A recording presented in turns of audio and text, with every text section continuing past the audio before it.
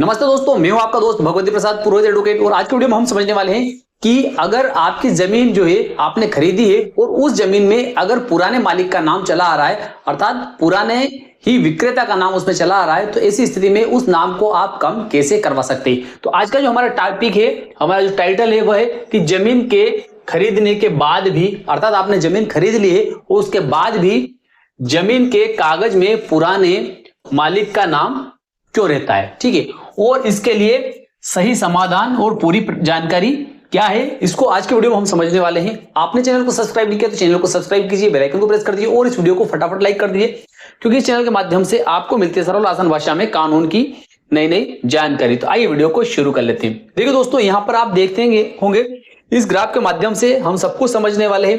तो इस ग्राफ में जो मेन चीज दी गई है, ठीक है, यहाँ पर मेन बात जो यहाँ पर बताई गई है वह है कि जिसे यहां पर आप इस ग्राफ में देखते होंगे कि यहां यह एक खेत है। ठीक है, यहां पर यह एक खेत आपको दिखता होगा। ठीक है, यह व्यक्ति जो है इसके हाथ में रजिस्ट्री है। ये क्या है? क्रेता है, अर्थात इस खेत को खरीदने वाला है। यह क्या है? विक्रेता है, अर्थात यह इस खेत को बेचकर अपने पैसे लेकर निकल चुका है। ठीक है, लेकिन आज की तारीख में इसके पास में रजिस्ट्री है इस खेत की, फिर भी इसका जो दस्तावेज है, इसके सरकारी कागज जो है, इन सरकारी कागज में यह जमीन जो है किसके नाम पर आ रही है? पुराने मालिक के नाम पर आ रही है। किसके नाम पर आ रही है? पुराने मालिक, अर्थात इस व्यक्ति के नाम पर यह जमीन आ रही है। तो ऐसी स्थिति में यह व्यक्ति जो है बड़ा टेंशन में रहता है। अब टेंशन में रहता है तो इसका टेंशन दूर कैसे हो सकता है, उस प्रक्रिया को आज के वीडियो में हम आगे समझने वाले हैं। तो देखिए, इसके लिए इसको क्या करना पड़ेगा? किस व्यक्ति को? जिसने इस जमीन को खरीदा है, अर्थात वर्तमान मालिक को। अब वर्तमान मालिक इसको कैसे माना जाएगा? तो इसके पास में क्या है? रजिस्टर्ड सेल डीड है। ठीक है, क्या है इसके पास में? रजिस्टर्ड सेल डीड है। आप यहां पर देखते होंगे कि ये इसके पास में क्या है? रजिस्ट्री है। किसकी? इस खेत की रजिस्ट्री है। लेकिन वर्तमान रिकॉर्ड में खसरा और बीवन में क्या रहता है? वर्तमान रिकॉर्ड क्या रहता है? खसरा। ठीक है, क्या रहता है? खसरा और बीवन। ये खसरा और बीवन है। इसमें किसका नाम है? इस व्यक्ति का नाम है।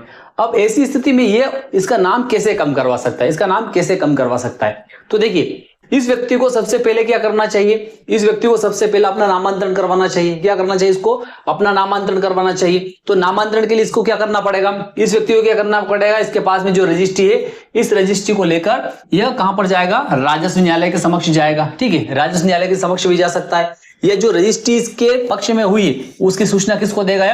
पटवारी को देगा। किसको देगा? पटवारी को देगा।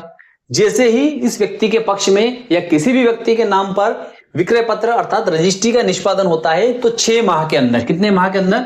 6 माह के अंदर उस व्यक्ति को क्या करना चाहिए? जिस व्यक्ति के पक्ष में विक्रय पत्र का निष्पादन हुआ है, किसी भी जमीन का या किसी भी संपत्ति का, किसी भी भूमि का, तो उसको 6 महीने के अंदर उसकी जानकारी पटवारी को देनी चाहिए या फिर तहसीलदार को, या उसको क्या कहते हैं? राजस्व न्यायालय को देनी चाहिए।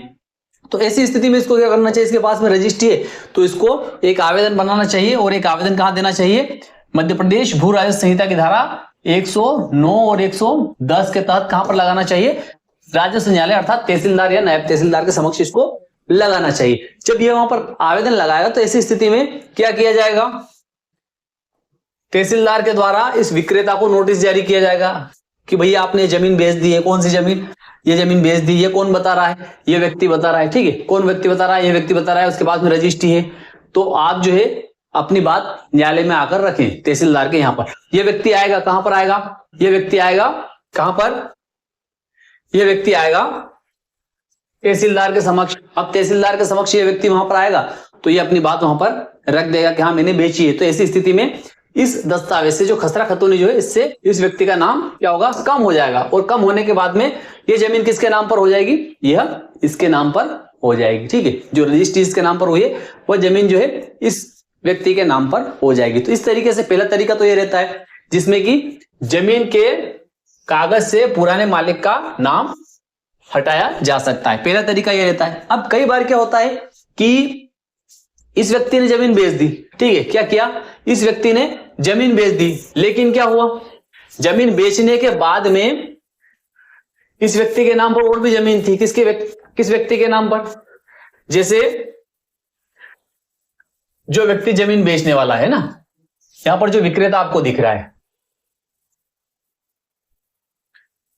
ठीक है, कौन सा, ये व्यक्ति जो है विक्रेता जो है, ठीक है, इस विक्रेता के नाम पर कितनी जमीन थी, एक खेत तो यह था, ठीक है, एक खेत तो यह था, जिसे मान लेते हैं कि इसका नंबर 100 नंबर है, ठीक है, इस 100 नंबर के अलावा इसके नाम पर 101 भी था, 102 भी था, तो इसे 2-3 खेत इसके नाम पर थे, किसके नाम पर, इसके नाम पर। अब इसने बेचा कौन सा, ये खेत जो है 100 नंबर वाला खेत इसने बेच दिया, ठीक है। अब 100 नंबर वाला खेत इसने बेचा, तो ऐसी स्थिति में क्या हुआ कि इसने नामांतरण का केस लगाया, यहां पर नामांतरण का केस लगाया, तो जैसे मैंने प्रक्रिया बताई उसके आधार पर इसका नामांतरण भी हो गया। लेकिन नामांतरण हुआ तो कैसे हुआ कि जैसे ये 3 खेत थे, है ना, अब तीनों का खाता इसका शामिल था, किसका, इस व्यक्ति का, विक्रेता का खाता शामिल था। जैसे इसका नाम मान लेते हैं हम, किसका नाम, अमर है, ठीक है, तो अमर का खाता शामिल था।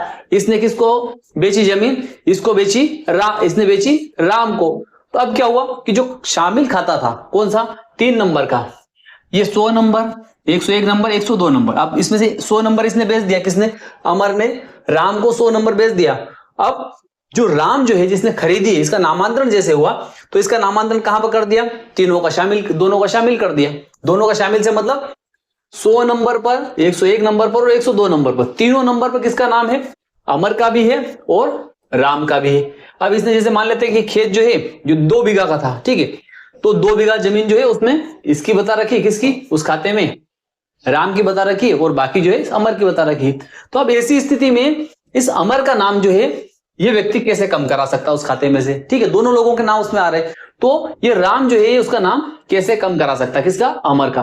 तो इसके लिए इसको क्या करना पड़ेगा, नामांतरण तो इसका हो चुका है, तो ऐसी स्थिति में क्या करना पड़ेगा, इसको बंटवारे के लिए केस लगाना पड़ेगा। क्या करना पड़ेगा, इसको बंटवारे के लिए केस लगाना पड़ेगा और वहां पर इसको ये रजिस्ट्री भी पेश करनी पड़ेगी कि मैंने विक्रय पत्र के माध्यम से ये 100 नंबर का खेत जो है यह क्रय किया है, ये 100 नंबर वाला, ठीक है, और नामांतरण मेरा हो चुका है, लेकिन मेरा नंबर जो है इसके साथ में शामिल में ही दर्ज है, इसलिए मेरा बंटवारा किया जाए। तो 178 का मामला जो है इसको क्या, कहां पे पेश करना पड़ेगा, 178 का मामला जो है इसको राजस्व न्यायालय के समक्ष जो है, ठीक है, राजस्व न्यायालय के समक्ष पेश करना पड़ेगा। और वहां से फिर किसको नोटिस जाएगा, इस व्यक्ति को नोटिस जाएगा, इस व्यक्ति को नोटिस जाएगा, इससे पूछा जाएगा, इससे जवाब लिया जाएगा कि आपने इस विक्रय पत्र के माध्यम से जमीन जो है इस राम को बेच दी है, इसलिए यह जमीन जो है इसको प्रदान की जाएगी और बाकी की जमीन आपकी रह जाएगी। वहां पर अगर ये सहमति देता बड़ा जल्दी काम हो जाएगा, अगर सहमति नहीं देता है तो वहां पर थोड़ा सा इसको केस आगे लड़ना पड़ेगा, लेकिन इसका वहां पर भी ये काम जो है अर्थात इसका खाता जो है अलग हो जाएगा। जो जमीन इसने खरीदी है वह इसकी सेपरेट नाम से अलग हो जाएगी, उसका अलग से खाता बन जाएगा। तो आज की दी गई जानकारी आपको कैसी लगी, आप अगर अन्य जानकारी प्राप्त करना चाहते हैं तो कमेंट करें। फिर मिलते हैं अगले वीडियो में, तब तक के लिए जय हिंद, जय भारत।